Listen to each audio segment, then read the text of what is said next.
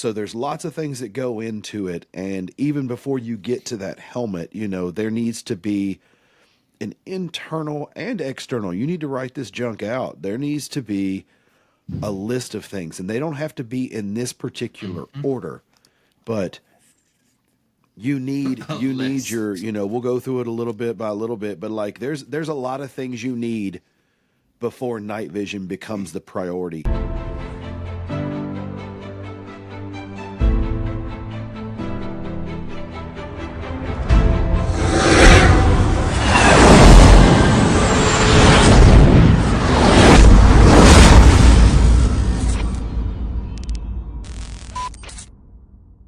What is up, everyone? Welcome back to Whiskey and Windage, the 2A podcast for the people, by the people. I'm Matt from Burning Powder Kickin' Brass, and I'm joined by my co-hosts Mike from OCA and Adam from Silver Bullet. How are we doing today, gentlemen? Man, doing good. How about yourself? Living the dream, living the dream. I'm doing great, brother. Good.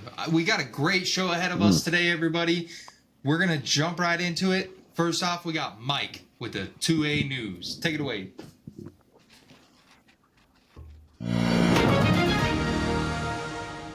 So this week, I know we sound like a broken record. This week, we are still going to be talking about Pew Party that's coming up in a couple weeks.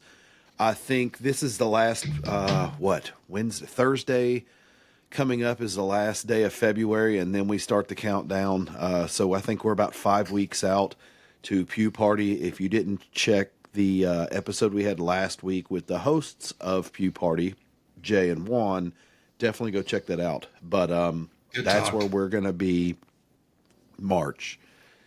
Yeah, in April, we're going to be coming through the season where a lot more stuff's going on through Texas. We're going to have the NRA show is going to be there, and also Kalash Bash is going to be there. And correct me if I'm wrong, Matt, but barring any unforeseen circumstances, the homie Clay from Kalash Bash will be on with us next week. Is that right? That's the rumor, boys. Clay, the goon man himself, he's coming through to talk to us about Kalash Bash. Yeah, dude. Yeah. Hell yeah, I do. Dude, that'll be awesome. And then as you get through April, we roll into May, and May, we're going to get down we're going to be going over to the Southeast. We're going to be in the Dirty South, and we're going to be talking about Southeastern Range Day, Blakely, Georgia, little south of Atlanta, but quite a few instructors, multiple days, immersive, immense training, definitely something you don't want to miss. So if you've got time for any of that, definitely check out any of those or all of those. And we'll be, there's details posted up on the info of each one of these, podcasts. So definitely check that stuff out. But other than that, man, no acorns falling this week, no nothing crazy going on. So, I think that just about does it for the 2A News. I'll go ahead and turn it over to Adam to sports, man. Mike. Yeah, I got one thing, guys. One thing. I get the privilege coming up here really, really soon. I believe it's next week. I get to vote for Brandon Herrera because he is in my district. So I get the honor of voting for Mr. Herrera. Yeah. Never heard of her. Get out there and vote, y'all. Cool. No. Oh, yeah. Definitely get out there and vote. If you want to change, the the political landscape in the country, it has to start with the landscape in your area. Just what it is. If you're happy with it, keep voting that way. If you're unhappy with it, you got to do your part. So yeah, exactly. Get out there and do it. Well, cool. Well, what else we got? Awesome. What else we got over here going on, Matt? Not a whole lot left to talk about. I think we've got Adam has a new review up this week. He's been a little secretive about it, so I'm gonna turn it over to him. What's going on with the reviews page, Adam? Oh yeah, man. So I haven't told you guys either. All I will say is this: the title of the episode this week, because it's not really a review. It's going to be why my rifle is better than yours. And that's all I'm going to tell everyone. That's cute. All right. That's cute. It's mystery. It's a mystery. Go watch it. It's like 12 minutes. Where can they find it at, Adam? You get to see me in 4K. You can find that at the Whiskey and Windage Reviews channel on YouTube, guys. Go over there, like, subscribe, hit the notification bell for all of our reviews and funny ass shorts. We interrupt our program to bring you this important message. That's all right, guys. Man. No guest today, but we do have a good show, good topic. And I think this is going to get people a little riled up because everyone has an opinion. Hopefully. No one really cares about your opinion, but everyone has one at least. And I think this one's going to get people in the comments section on YouTube for sure. But Mike, Matt, we've all talked about this before, but where do you start? If you were a new person, we've had people come to us in the DMs like, I'm new to firearms. Where do I start? What do I buy first? Do I buy an AR first? Do I need to buy night vision right away? Do I need to buy a kit? Like, what body armor should I buy? Like, people ask those questions, and most people, to include all of us, have probably not made the best decisions at times with priorities of what we should get first. That's a fair assumption, right? Yeah. Yeah, I think this podcast holds a lot of merit. And the reason I think it holds merit is because you do have those guys who ask, "Oh, hey, do you have night vision?" Well, yes, I do.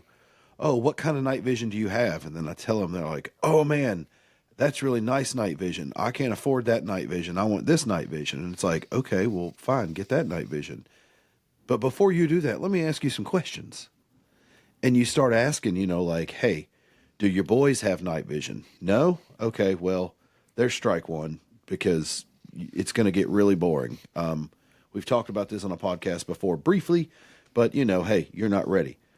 Then let's ask another question like, how's your kit looking? You want to run night vision, but nobody in their right mind wants to run a skull crusher. So are you going to go and, I guess this is the best way I can put this, and I don't want to sound rude, and I'm not saying you should buy, not saying you need ops core, but what I am going to say is, are you going to go out and seriously spend $3,000, $3,500 on some night vision and mount it on a $69 airsoft helmet from Amazon?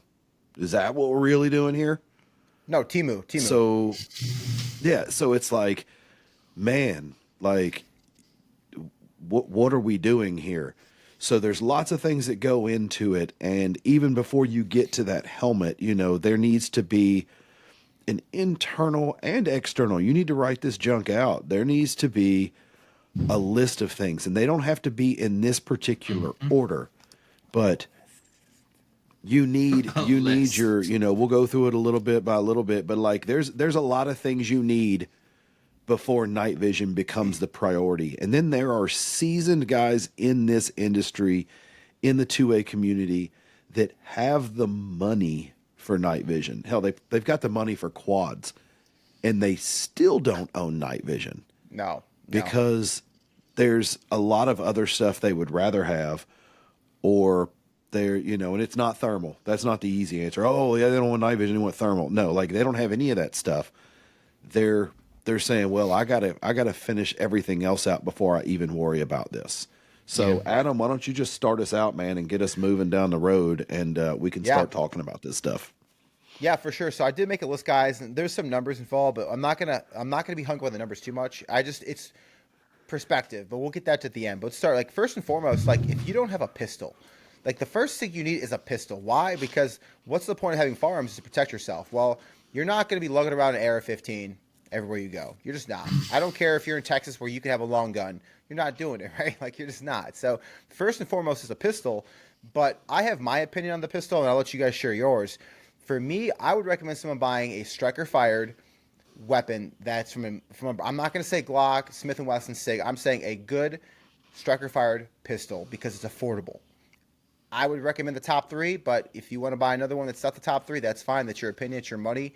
But I'd also recommend having it have a red dot cut. I don't think you need a red dot right away, but I recommend buying one that has a red dot cut because then you can upgrade in the future. What do you guys think on that?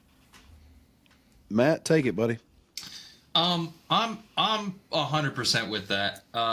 I have some pistols that definitely don't have red dot cuts, and I wish that they did. Especially in the last 3 or 4 years, that seems to be almost industry standard, and the industry is definitely moving to that way. I know that some trainers will say otherwise, like, "Oh, you can definitely start on a red dot," and you can. But I think that there is some basic handgun fundamentals that come into learning to use the iron sights of a handgun, and I think. Yeah, definitely handgun is a great place to start if you're looking for a defensive weapon, and should be on the list way before you are considering night vision stuff. Yeah, I mean, I'll take that a step further, Adam, on piggybacking off of what you said. And to me, I personally don't care what brand you buy. Yeah. I'm sorry. The reason I say that is because if I say Glock, SIG guys get mad. If I say SIG, Glock guys get mad. If I say HK, everybody lays on the floor and cries. If I say, it doesn't matter what I say, somebody's going to combat it. So the best thing I can tell you is ask yourself the question, do you trust your life and your well-being with the pistol that comes to your mind? If the answer is yes, you're gonna get opinions from me, but you're never gonna get a no from me. I mean, because you got to do what's best for you. I do agree with what Matt says. Also, I mean, optic cut, definitely. You should get comfortable shooting with a laser, and I think on my list of things in order you need to have before you start moving on to the limited edition or the hard to get or the cool guy stuff. I think that you should be proficient with an optic on a pistol. I think you should have a red dot on your pistol. Doesn't mean it needs to be on your EDC or it needs to be on your bug out one, but you do need to operate one, and you need to learn how that works. But yeah, definitely pistol, mags, lots of ammo, lots of training, and step further.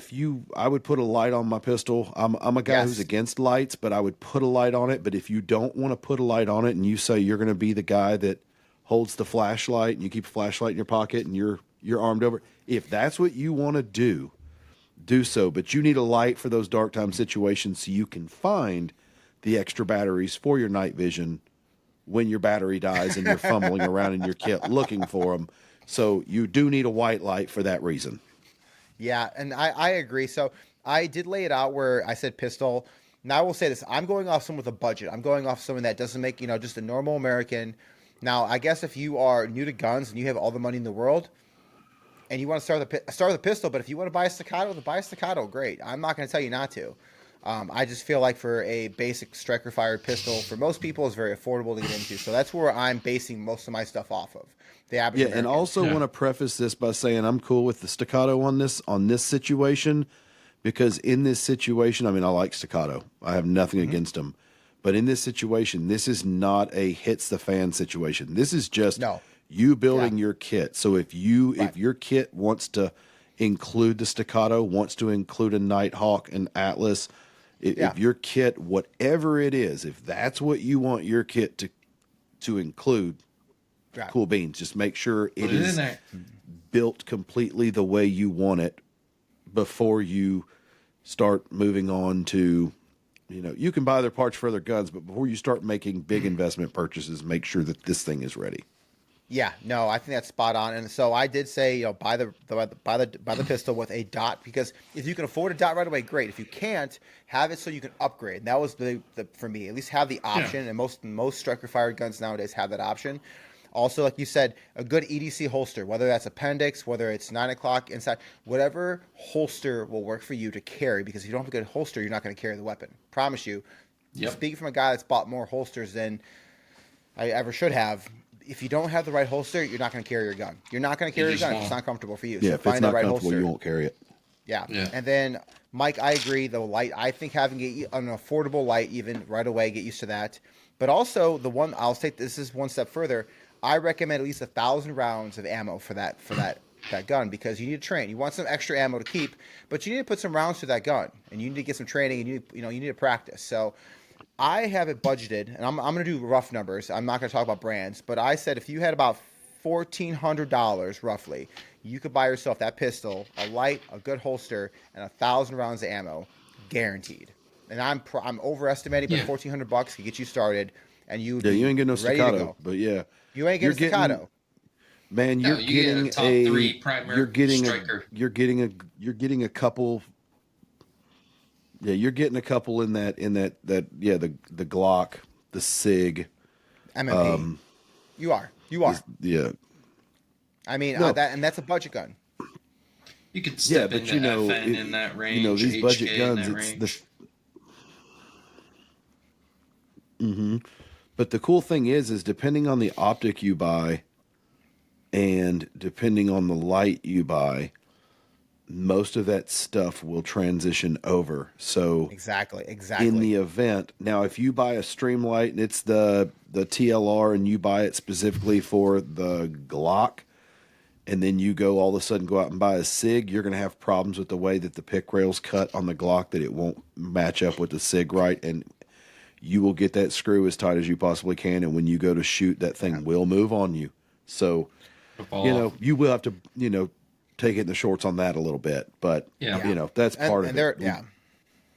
So with that, what I liked that you said was your belt and your holster.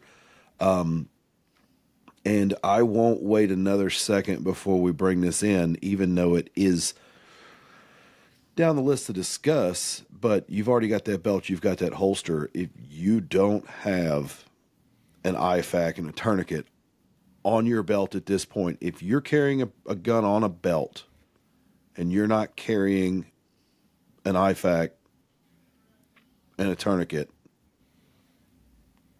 it's your constitutional right to do what you want, but I think you should put your gun back in your drawer, leave it home.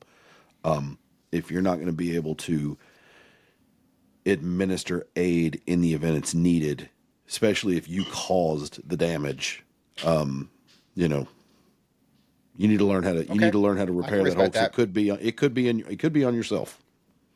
That's not. I don't disagree with that. So having a tourniquet, at least, I totally agree, Mike. And Mike, you're not talking about a battle belt. Mike's talking about EDC everyday carry, right? Yeah. Now that's what I like about that. Do I want you to be? Am I expecting you to be freaking Tactical Terry running around like? And got everything on your leather church belt that you're carrying, and all that. No, it's cool if that stuff's in the car or if it's in your range bag or if it's wherever. But if you're carrying a gun, you at least need that stuff in the vicinity you can easily access. You'd look pretty silly not carrying a duty belt, a battle belt. You're just rocking it on your church belt or whatever you're doing, and you got all this stuff. Yeah, you look a little funny.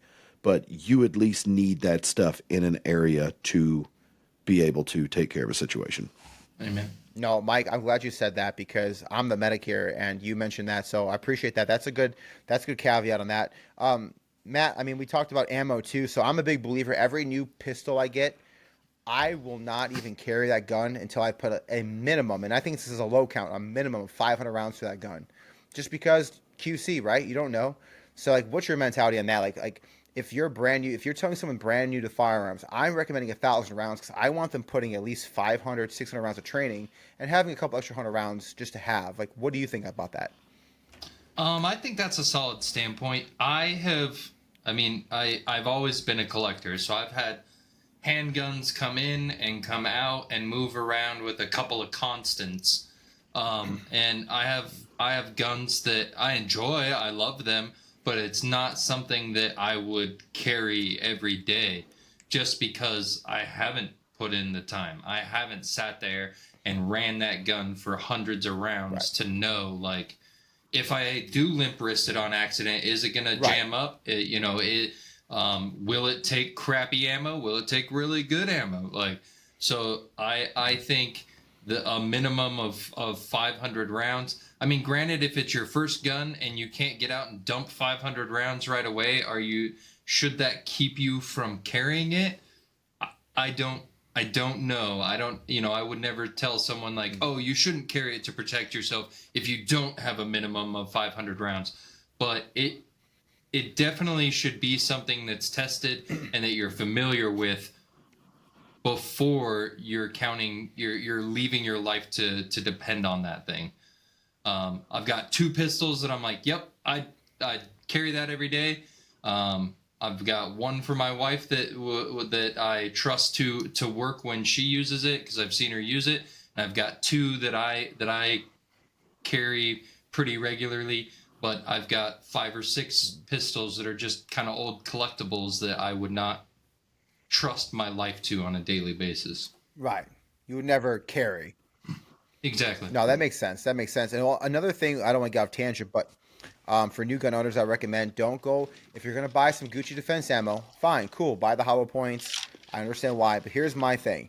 You need to buy enough of them to go shoot them to know how those fire, because you're just shooting ball ammo at the range. The ball ammo and that Gucci ammo are not going to be shooting the same. So you need to know what that Gucci ammo is going to shoot. I get it's expensive, it sucks, but if you want to shoot it, that's cool, but you need to actually put some rounds down target on paper to see where they actually go, in my opinion. Yeah, something else I will say, and this is going to go to the AR or the rifle as well, but it starts at the pistol, and I'll speak from experience. If you listen to this show, you understand I grew up in a 2A friendly household, started shooting guns at an early age, started shooting rifles, started shooting pistols. I'm not out there, you see me on the range, you got a shot at beating me. I'm not saying that I am, undefeated and some phenom, but I will say I'm a really good shot. I mean, you put a flashbang in Mike's hand, he's an animal. Well, gotcha. Yeah, well, I can shoot stuff out of there too. No, but what I will say, honestly, what I will say though is you get a pistol and you think you're too cool for training. Man, I've been there. I spent the first 20 years of my life self-taught, and I can tell you I was dang good.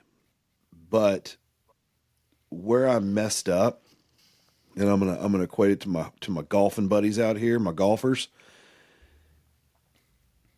The swing is everything. How you grip your club and how you bring it back and you bring it forward and you follow through means everything. Doesn't matter what ball you're hitting, so I'll equate that to ammo. Doesn't matter what club you're hitting, I'll equate that to the pistol you shoot. The fundamental swing is where it's at. And what I was lacking in the 20 years before training, like I'd say not 20, maybe 15. I mean, you're pretty old, so maybe. Yeah, but 15 years of shooting without training, what I was missing was I was missing my grip and I was missing my draw. And so it was tough to correct a lot of things that I picked up along the way. And there's still some things that are wrong, and I'll never be perfect. But if you're new to pistols, the best thing you can do is take a beginner pistol course. Even if you're blessed with a private range and unlimited ammo and no job and you can shoot the rest of your life, take that course just so you know how to properly hold your pistol. That way, if you're one of those I can figure it out talented guys, you can probably do a lot. But if you're holding your golf club wrong, doesn't matter how strong you are, and it doesn't matter how fast you can swing. If you're messed up, that ball's never going straight. And I truly feel that that's the exact same way with shooting a pistol. You can have unlimited ammo and you can have unlimited training budget and you can do all this stuff, but if you aren't holding that gun correctly, you might punch paper today doing it this way, and you change it the next time you go out there and you're not hitting it and you don't know why, and you blame the ammo, you blame the gun, you blame the optic, you blame the conditions, but you could have been doing one little thing different. So that's my rant on pistols and rifles. If you're going to self-teach, do your thing, but at least learn how to hold it correctly and learn those basic fundamentals, and then, hey, do you. Teacup, right? Oh yeah. No, Mike, God save the you're right, Queen. and actually, that's right. But I will say this: a week ago, I did a video conference with our buddy Pat from Apex Training Concepts because there's a couple of videos he saw, and he was really cool. DM me, hey bro, I see what you're doing, you're shooting, but I think I can help you get better. And we did a whole video conference. We threw our belts on. Granted, we both were in Ranger panties. Threw our battle belts on. You know, it was only like see balls the whole time. No, that's gay. We did. We did throw our belts on, and we got on video together. And he gave me about a 30-minute private session, just working on some basic fundamental stuff. He did. Like, hey, he sure did. But no, honestly, he did that. And the video I posted today, the reel, he's like, bro, I watched some stuff he was working on with me, and he's like, I can see the improvement. I'm like, I appreciate that. But, you know, he wasn't being one of those guys who was trying to, like, he DM'd me on the side, like, bro, I see how you're shooting. You're a good shooter, but I think there's some stuff that you could do better. And I could be of two ways. I could have been like, fuck you, I know what I'm doing. Or I could be like, hey, you know what? You are an instructor. Maybe I should just shut up and listen. And it did help. So you have to, like, you can't be arrogant. And there's too many guys in this industry that are. You have to kind of humble yourself. And honestly, for the females, I'll say this. There are so many awesome female instructors out there. If you don't want to be taught by a man that are out there nowadays, you can find one because it's intimidating. Some females get intimidated by the dudes, the alphas. Yeah. And there's plenty of great female instructors out there that can help as well. So get training. 100% get training. Yeah. Now, the amount of training you get's all in your budget, and you may not like the trainer in your area. You may not like the facility in your area. You may not have a facility or a trainer in your area, but you definitely get that first training out of the way. And then after that, you know, to learn how to hold it correctly, Yeah. That's what I'm huge on. So yeah. No, you're right, Mike. Once we get the pistol buttoned up, where do we go? Awesome. And hey, real quick before we go on to the next thing, guys, if you don't know where to go for training, DM Whiskey and Windage, DM OCA, DM Burning Powder, DM Silver Bullet. Guys, on Instagram, hey, I need a trainer. I guarantee that between the three of us in this country, we know someone that can help you out. So for real. But moving forward, guys. So now we got our pistol done, right? Pistol's good to go. We move on to our rifle. And this is, now granted, I'm going to be AR based. I'm not saying you have to be. You could go AK. I'm not going to, I don't think there's a right or wrong reason. And some people are going to say AK suck or AR suck. Don't matter to me. But I'm going off AR because I'm going off the normal person in the U.S. budget. We're probably going to go AR, right? Which is a safe bet, right? So a budget AR, and I say that because so many guys I know, they're like, hey, I want the Daniel Defense, or I want this, and they buy that. They go out, and I've done it before. You buy this nice rifle. You spend $2,000+ or more, but then they'll, optic now, can't shoot a sling. So I recommend getting a mid-grade $1,000 AR. There's plenty of ARs out there for $1,000 that are phenomenal. They're not going to be the Gucciest, but they will do the same thing the Gucci rifle will do because at the end of the day, it's not the rifle, in my opinion. Yeah. So, Mike, I'm going to let you touch on this because you are the FFL, but I'll say this. I think $1,000 rifle out of the box is a great way to start because it leaves you a little bit of money to get some other stuff. What do you think? Man, I have my own personal opinions on what I think is good, what I think is bad, as far as platforms, as far as brands, as far as all that. But I'm literally going to go right back, and my answer is going to be the same as the pistol. I don't care. Yeah. If you think that your life is safe carrying the AK, carry the AK. If you think it's safe carrying the AR, carry the AR.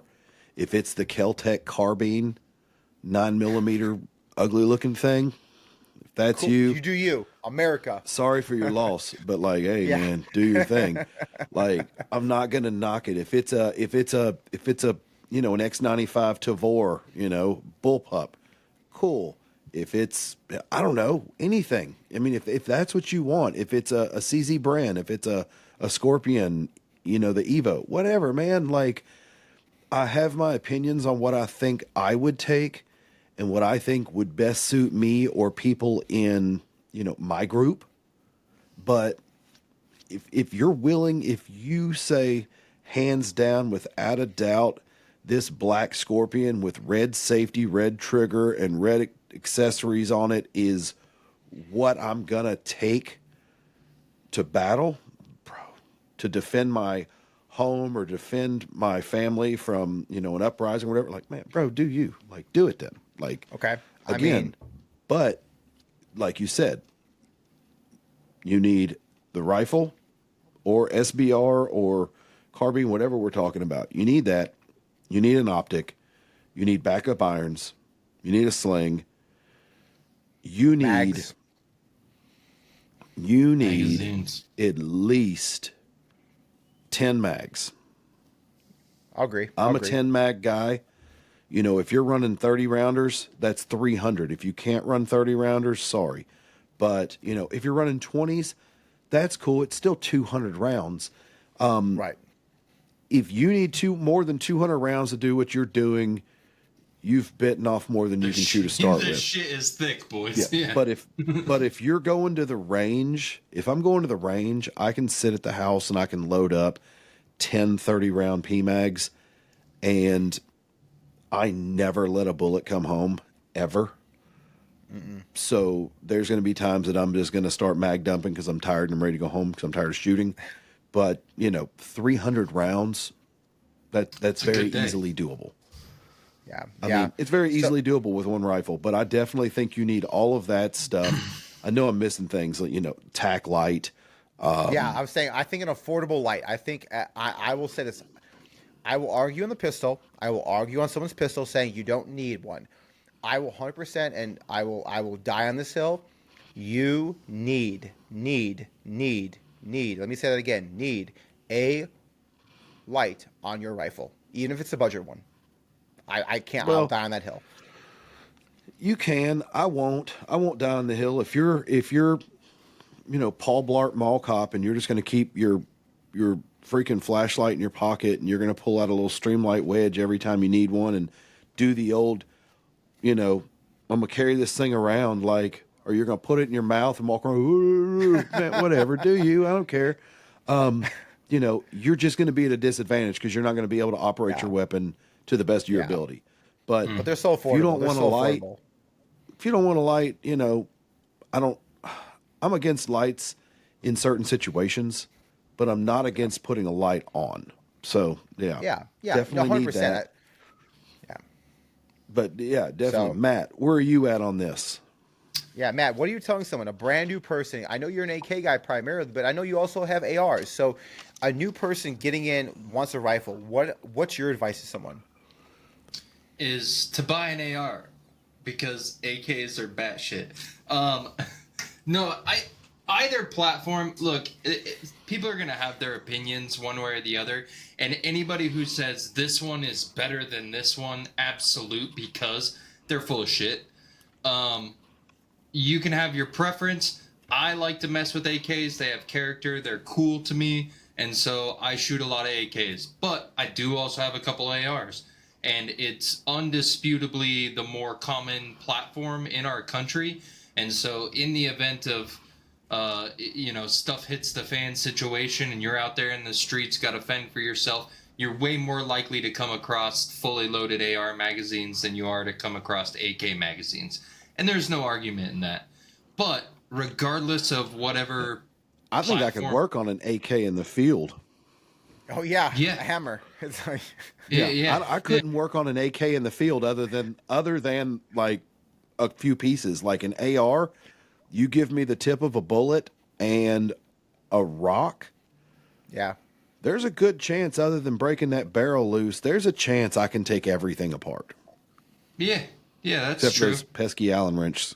You know, I need an Allen key, but Yeah.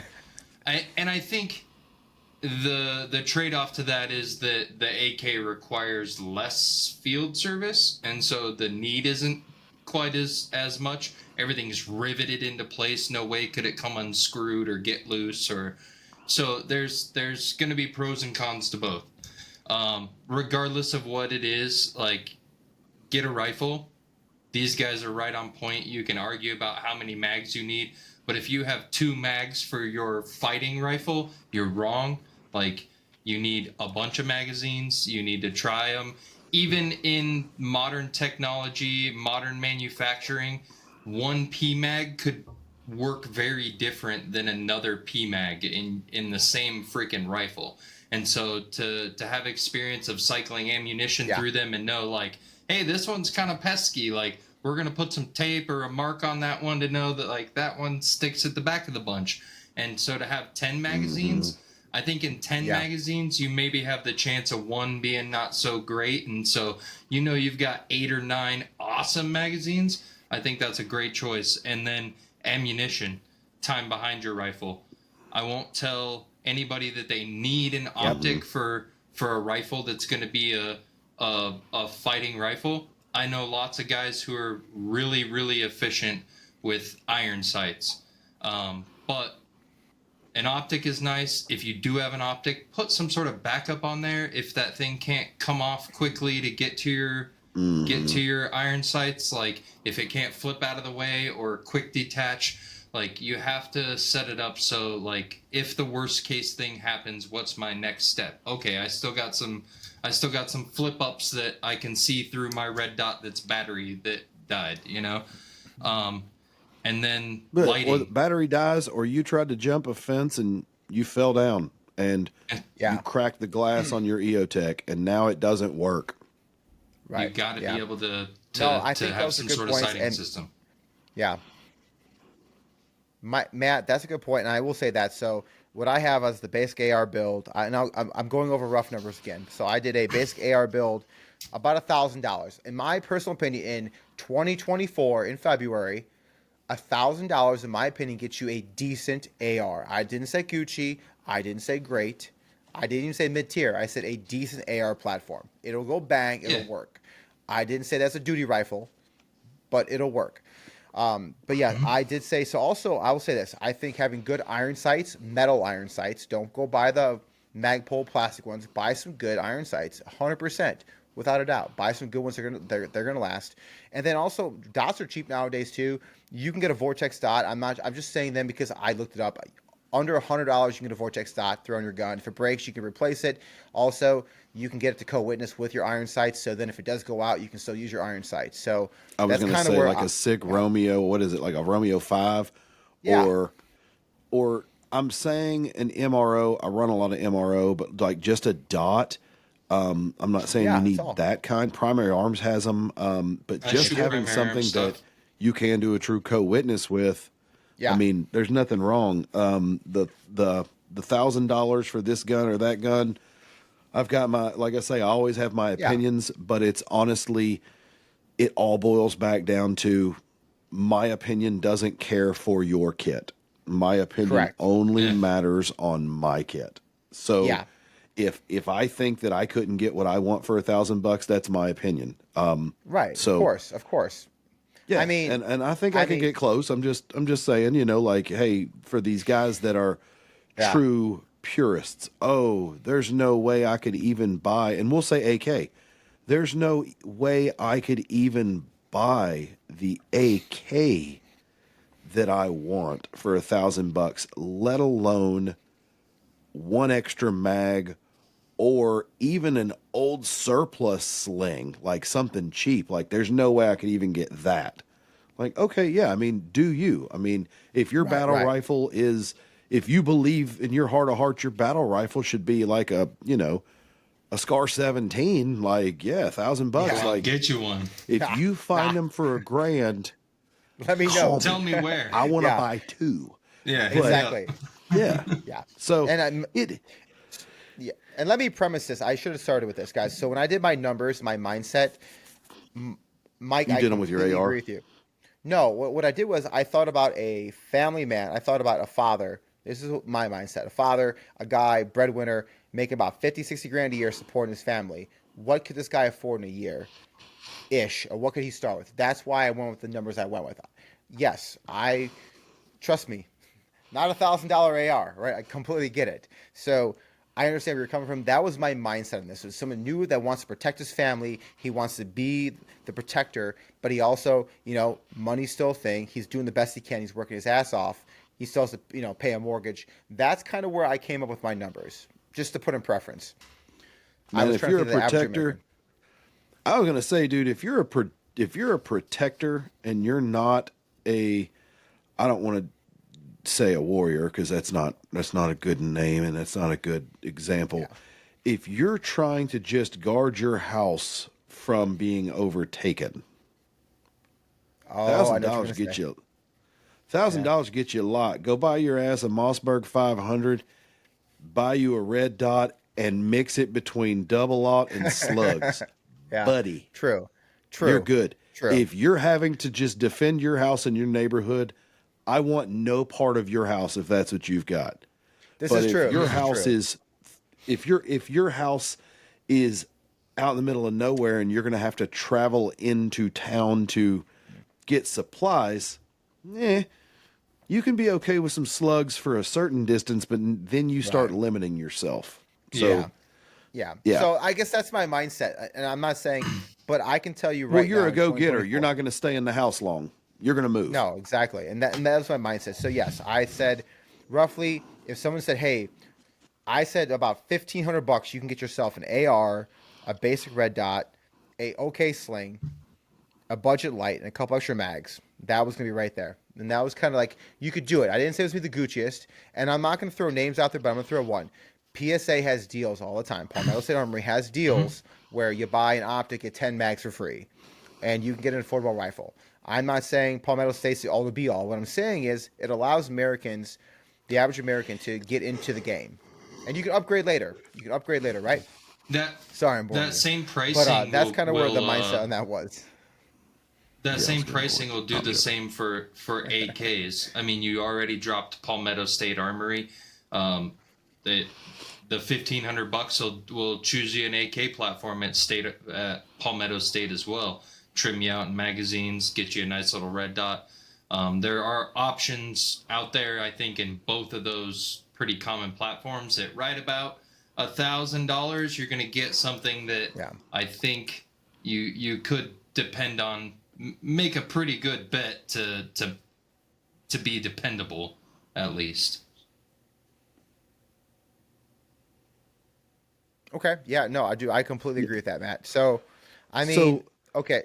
Go ahead, Matt. All right. So, Adam, let me ask you this then. So we've, we're all pretty much established on our pistols. We're all pretty much established on our rifles. So now, what's next? Before we get into armor, before we get into that kind of stuff, we have to kit ourselves out to go, to go carry out this protection. So that brings me to now that I'm carrying my rifle on a sling forward, on the front of me, carried. Now I can't carry my pistol, and my church belt's just not going to cut it for me. Nope. And Mike, I know where you're going, and I completely agree with you 100%. 100%. So guys, battle belt. You need some kind of belt, an extra external belt, and that's 100%. So a good battle belt, which there's so many great ones in the market that are affordable. There's some Gucci ones out there, yes, just like everything else. Yeah. But there are very affordable belts out there with a retention holster, and I will say that.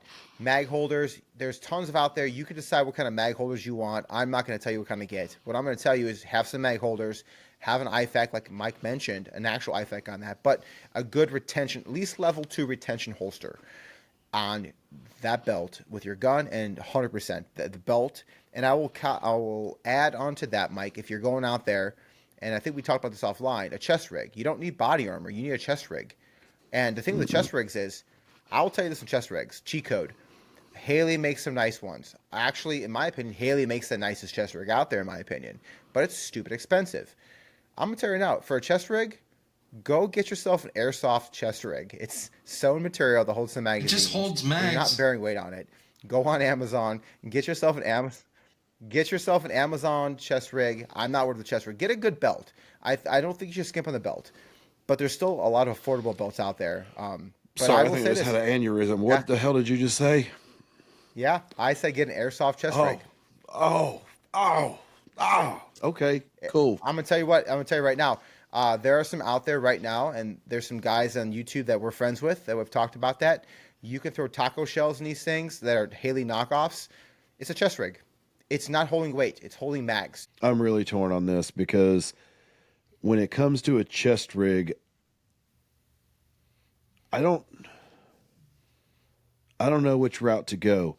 I wouldn't go airsoft, and that's just me personally. I understand it's just a chest rig, but if you're moving and shaking the way that you should be on the field in training, it's hard for me to believe that a Chinese, I don't want to say Chinese, I don't want to pick on that. It's hard for me to believe that a less expensive Amazon knockoff will hold up for the longevity. I'm sure there's guys that are going to be in the comments saying mine's worked great for the past 4 years and blah, blah, blah. That's cool. That when it comes to chest rigs, I think this is where, well, belt is kind of one, but not really. I think this is where you get into the first, level of, okay, Yeah. I need to think long and hard about what my intentions are here. Do I need a chest rig? I owned a vest. I owned a carrier before I owned a chest rig. And the reason I did that is, like I said, a lot of the stuff I do is self-train. So I was the guy that was out there self-training, and I was training in my carrier with my plates, with my full kit. And for lack of better terms, Daddy just got hot.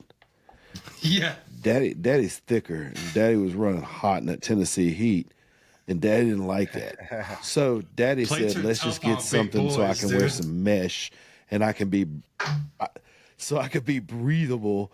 And so then it was like, "Well, let's get this chest rig on," because let's be honest, you're a little bigger, and I'm not big, but like, you know what I'm saying? Like, you a little fluffy, like. It looked like you trying your wife's lingerie on when you wear a chest rig. Like, there's more opportunities for skin and shit to poke out where it shouldn't. So, so I do have a chest rig. I do rock one, but it's more when I'm at the range and I just want to practice reloads from a mag because I got them in the same spot, boom, chest, boom, chest, boom, chest. Good.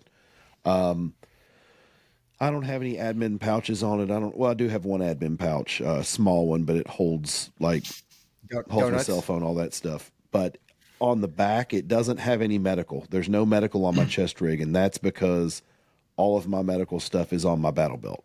So Makes TQ, sense. TQ, IFAC, everything's on the back.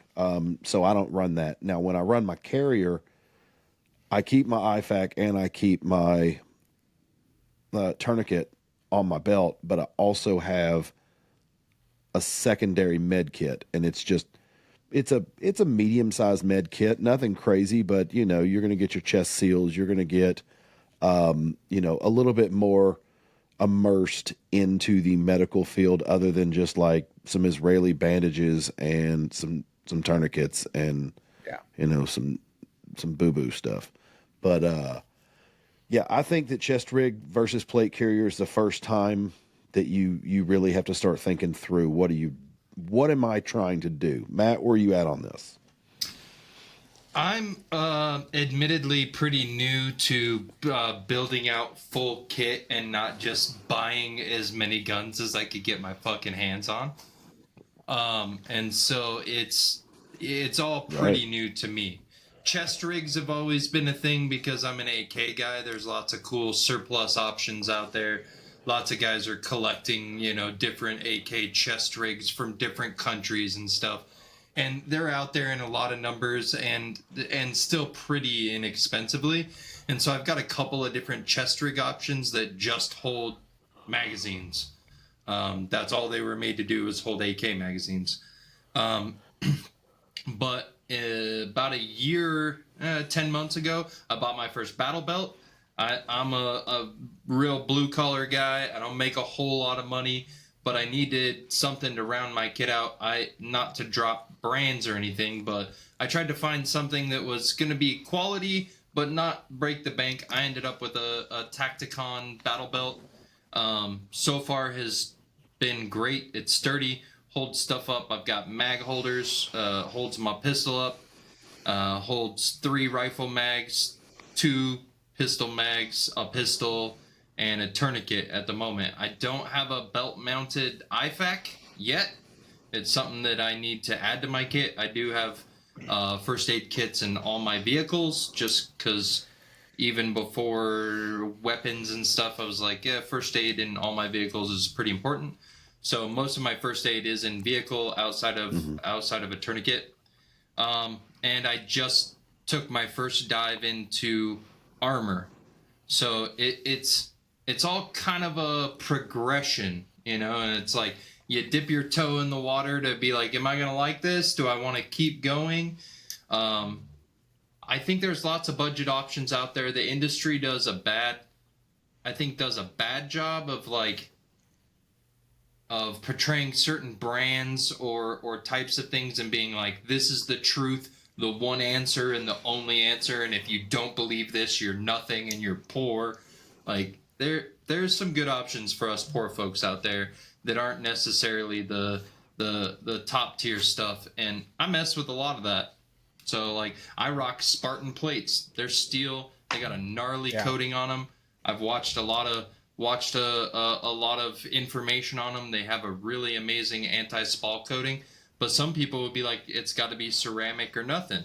So everybody's got their opinions, but I would say whatever it is that you're gonna do, if you want to rock an Amazon chest rig, you better load it up full of mags and go run it around in the field to make sure that that's gonna hold up. Don't just hang it on your wall and be like, it's there and it looks really cool. Get out there and use it. And there is some good nylon out there that's cheap. You know, there's good nylon out there that's cheap. So there's some great nylon knockoff. There are. Yeah, dude. I do want to go back and say that though, because you're exactly right. I don't think people understand this. If you're big into training and you're big into, you know, doing CQB training, doing shoot house training, doing teams training, doing all this stuff, man, plate carriers with ceramic plates are for you. Right. Because 100%. You're very hard pressed to find a steel plate that is going to be at the same weight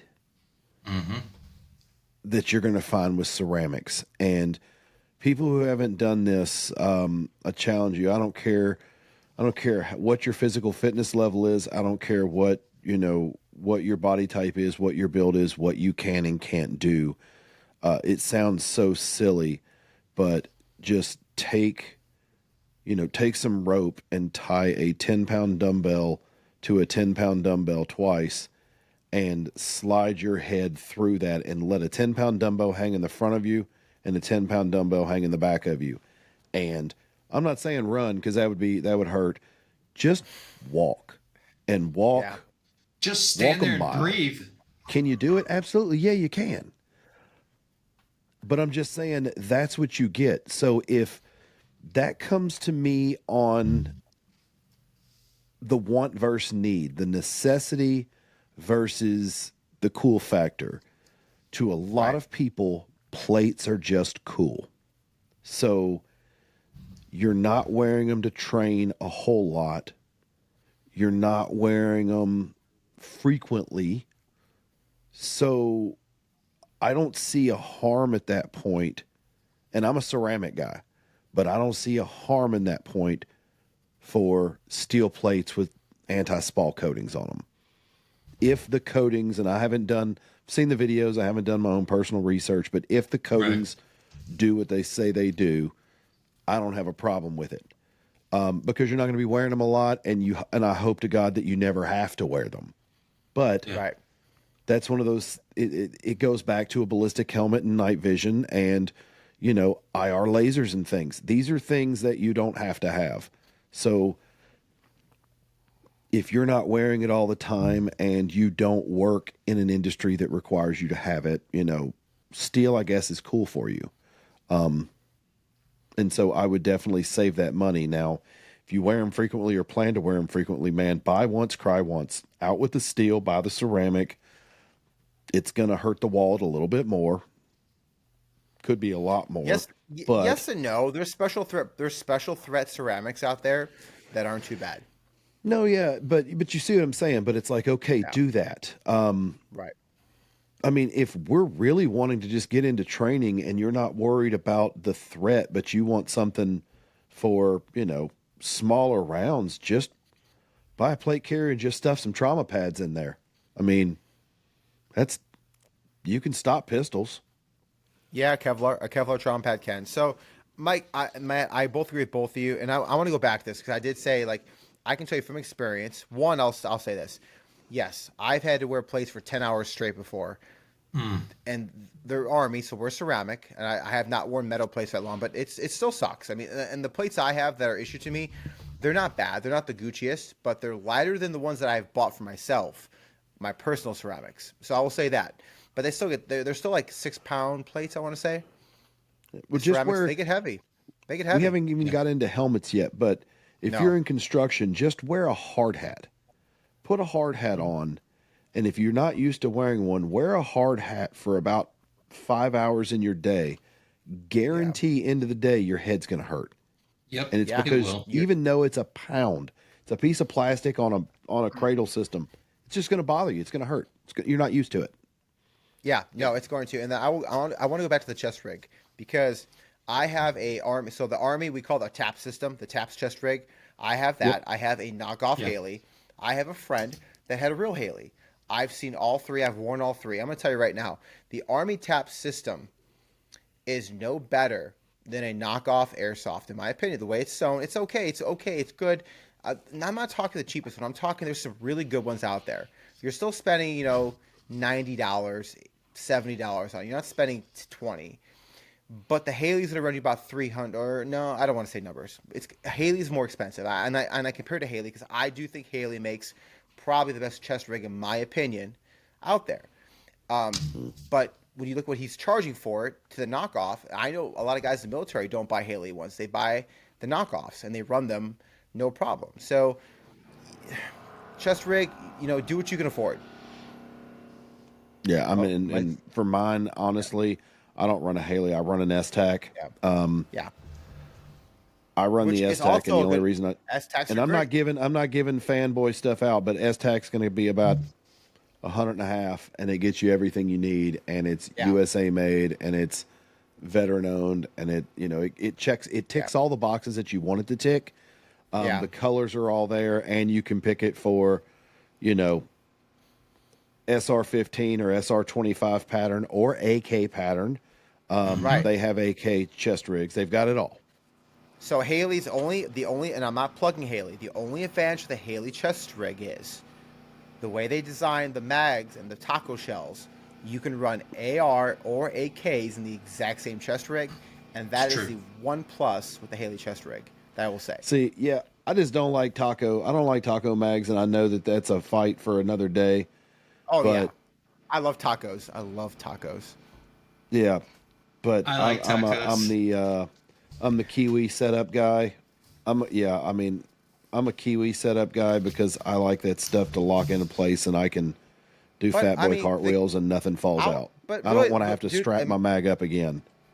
My opinion, I run because I run an S-Tac belt. In my opinion, the taco Kiwi is pretty much the same thing. They're identical. It's a different patent. It's like tomato, in my opinion. I ran both. I say tomato. But do what you can afford, do what you like. Or and as I love Matt that says, potato. Potato. But guys, so that wraps up. So here's my thing. I want to touch, Mike, I want to go a little further. But before we do, we talked about pistol. We talked about AR, battle belt, chest rig. And then we talked about ammo training, all that. So I have these are rough numbers. That's roughly, if you bought all that in a year, it's going to cost you right around a little over $4,000. We're just going to go beer math. We're a little over $4,000. And that's a lot of money for someone. Like, dude, $4,000 for all that stuff's a lot of money. But if you all of a sudden break that down, it's about $370 ish a month, which still is like, dang. Well, that's about $93 a week, and still like, dang. But if you look at like a lot of people, and I'm not saying cut all your vices out, but I know plenty of guys that spend 20, 30 bucks a week on cigarettes. I know they spend on a weekend 20, 30 on a case of beer. I know guys that spend stupid amount on vapes now. Vapes are stupid expensive. So add up all your vices. And I'm not saying you should get rid of all your vices, but add up all these bad habits you have. Your bad habits cost as much as this gear would cost in a year. Fuck that. I ain't giving up Krispy Kreme. Y'all kiss my ass. Fine. Don't give up Krispy Kreme. But yeah. Oh, energy bourbon. drinks too. Like add up your energy drinks. Like you add up all your vices. I'm not don't give up all your vices. Yeah, Team but Red Bull. It's rough. I'm telling you, if you can donate plasma and give up half your vices in a year, there's no reason why you can't have a good pistol, a good rifle, a good belt, and some ammo to train. Well, yes, I'll go that route because you've just now touched that 4,000 threshold. I hadn't done your math. I'm just going with it, and you touch on that, and then it's like, all right, cool. Well, cool. You could have all that shit, or you could have a PVS 14. So on an Amazon helmet I was saying a cheap PVS on an Amazon helmet with a knockoff Wilcox. So cool. Exactly. Great. Yeah. But before we go into all right, so we've barely touched on plate carriers and chest rigs, which I think is all we really want to do here.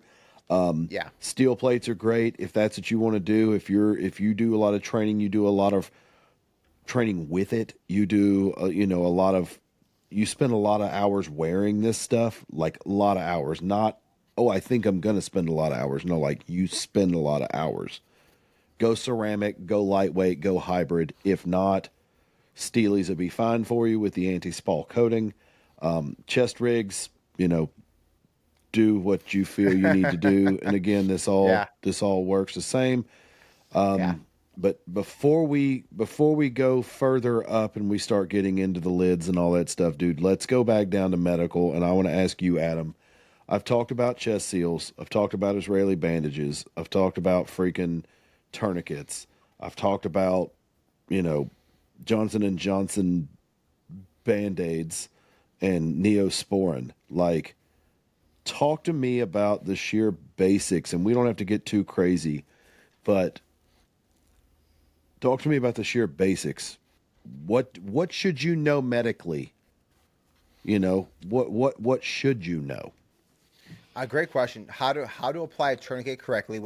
Hey guys, did you know on Whiskey and Windage Reviews there's a video that'll tell you how to apply a tourniquet correctly? Crazy. There is tourniquets, guys. Yep. Hey, and shout out to those 82 people that watched how to do that. We love you. It's not, you know what? 92. I want to. No. Oh, I gotta say, correct. one of those people was me, and of which one? I ordered tourniquets because of that video. So, yeah, unsure of which one it is. It looks like this. No, yeah. Look, that's the guys, one. Tourniquets. No compressible hemorrhage on the legs, arms. Know how to properly put a tourniquet on, and then next is chest seals because gunshots in the middle torso, right? The box. You got to seal the box, guys. If you can't seal a box, what's the point? Close that box up, guys. Don't leave the box open. Never leave the box open. Air gets guys. out. It's embarrassing. Gotta plug the box. It makes a noise. Everyone's kind of. Adam just got tickled on that.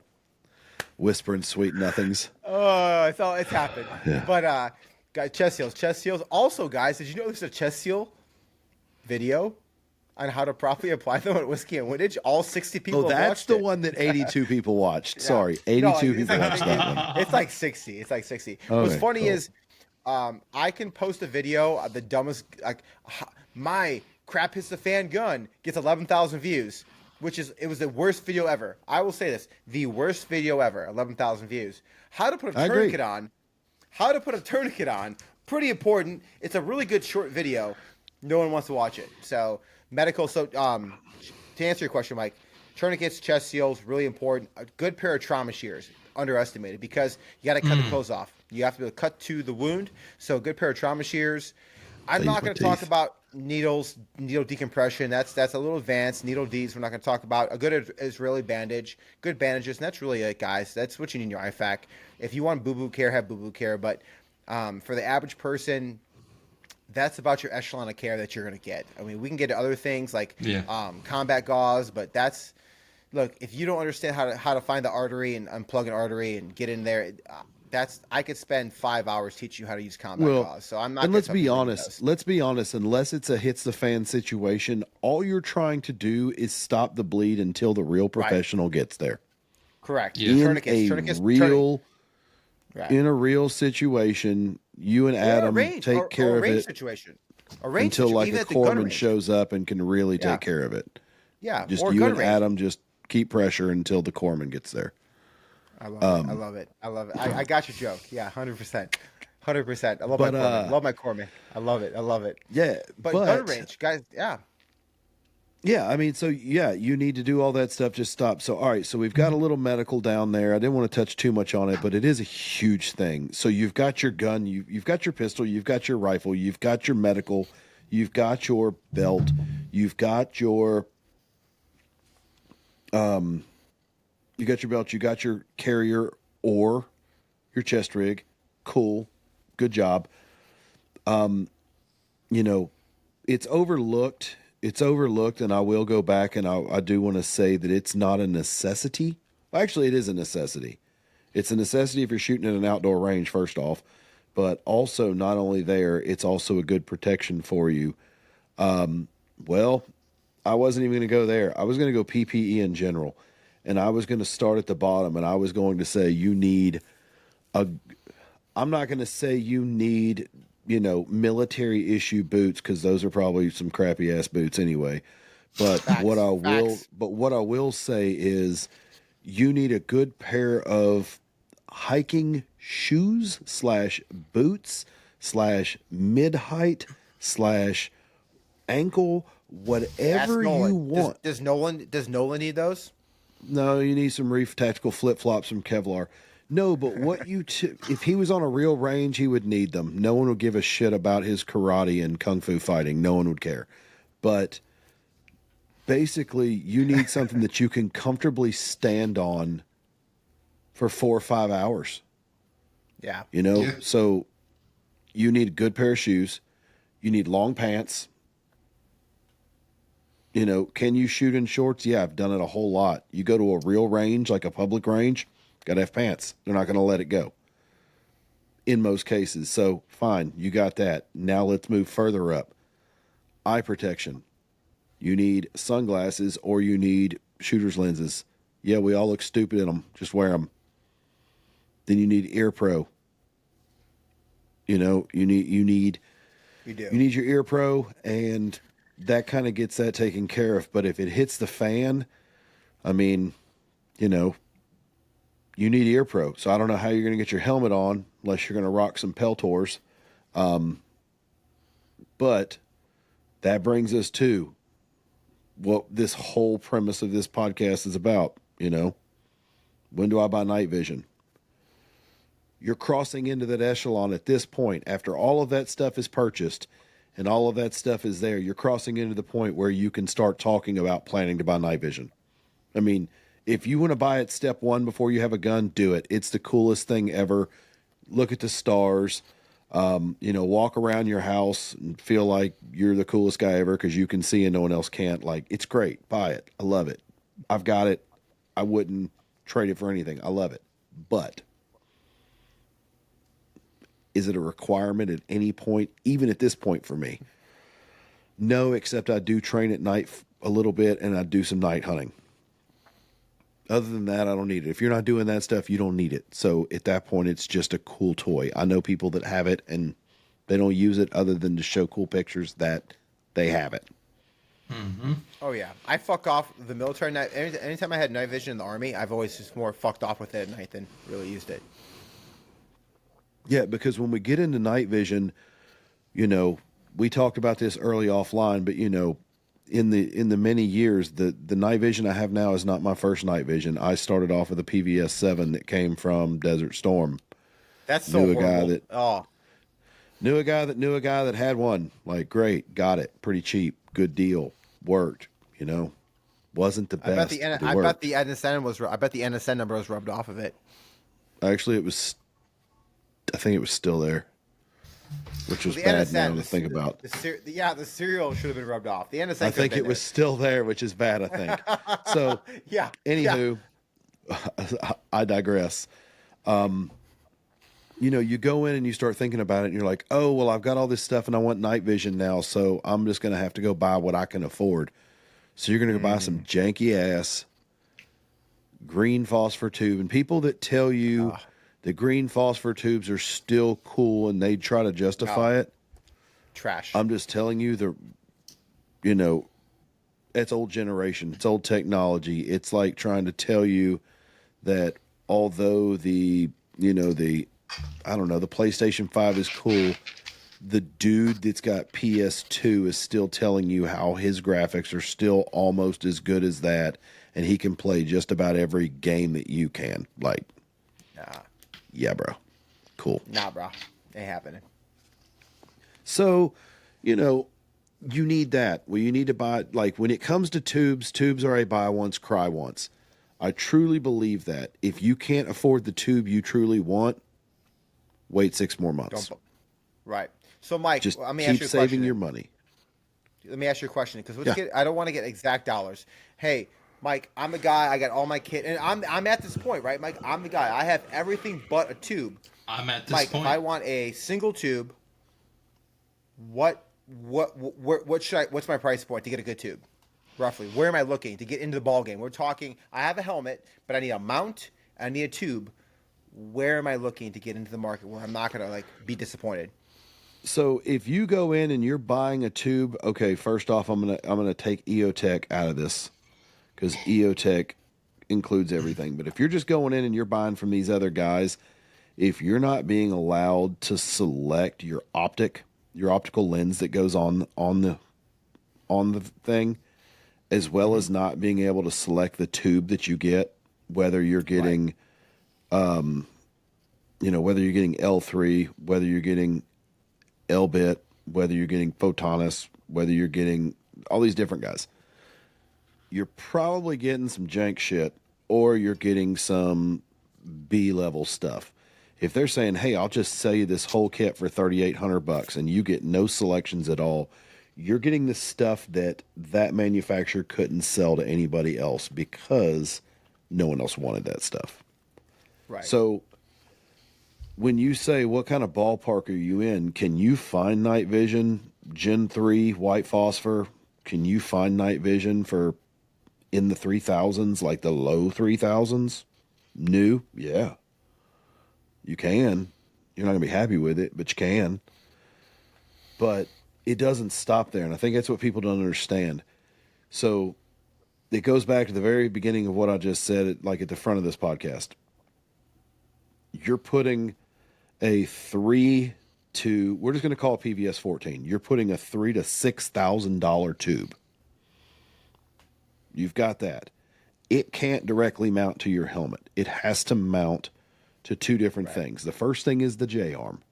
You have to have a J-arm. Can you buy a cheap one, or can your homie 3D print you one? Sure. Do you want to trust that? That's on you. If you don't and you buy one, you can buy one pretty cheap, probably $120, $130. That J-arm connects to your PVS 14 tube housing. From there, it gives you the wedge shape, which is going to allow you to hook into a mount. You can use a Narotos Rhino. You can use a Wilcox. There's so many different ones. A Wilcox mount, like the G24, it's going to set you back $500. It's gold, but that's the gold standard. Yeah. There's better ones out there that are Wilcox, but you can buy that one $500. Can you buy one cheaper online? Temu, Amazon, whatever? Yeah, probably. But again, do you really want to choose this knockoff airsoft stuff to hold a $6,000 investment, $5,000 investment? Dude, if you're investing knockoff night vision, then invest knockoff night vision. Right. But if not, dude, you can't do that. And then at the end of the day, The only thing that all that is connected to is a helmet that you buy that you can't control. And so, do I think you need, a ballistic ops core, a ballistic Team Wendy? No, you don't. No, you don't. Just buy it. If that's the case, though, buy from a reputable person and buy a bump helmet then. Because you don't need ballistic anyway. People aren't shooting at you right now. You don't need ballistic. Bumps are fine. Just trust the bump because the mount is what's important. Right. It holds mount that. And counterweights. Mount and counterweights. So, all right. So you got all that. So, all right. At that point, yeah, you're ready for night vision. But I'm going to rewind it back and say you're actually not, because in between each one of these things, there should have been training. There should have been, Exactly. There should have been Urban Rifle 2, Urban Rifle 3, CQB. There should have been all these different things that came in on your rifle. Same with pistol. Right. Then medical. I don't care how much medical you take. You just need to take some. You need to know how to use that stuff. And at least a little bit. So you got all that stuff. And yeah. Now, if when do I need night vision? If all of your boys have it and you're the last one without it, yeah, you can move that shit right up to the front because they're waiting on you and you're missing out on some fun stuff. Mm-hmm. But if none of your boys have night vision, you're going to be the envy of the group, but you're also going to be the guy that never plays with his $4,000 or $5,000 night vision setup because nobody else has it yet. Amen. Right. Mike, you could LARP hard in your house, though. Yeah, but night vision's just like computers, man. You're going to save up your money and buy it with this year's tax return. And what's going to happen is your boys aren't going to get it for 2 years. And you run the possibility of in 2 years when they get buy their night vision, the night vision you have may be outdated. It's technology, man. Yeah. Right. Yeah, you can still get some Gen 1 stuff running around. But, when the Gen 4 stuff drops, it's out. But when the Gen 4 stuff drops at an economical price, oh shit, or we're running some fusion thermal stuff, some thermal overlay, trick the brain stuff. Dude, intense. Premium. Or the hybrid between the electronic, right? The electronic and the FOB. There's some cool stuff out there. It's just price, right? Getting it down to where we are in the next 5 to 10 years. There's going to be some really cool stuff out there. It's going to be exciting. Next 5 years, I'm going to be too old to run around in the dark without an adult diaper, so then there's that. I think that falls into medical, but, yeah.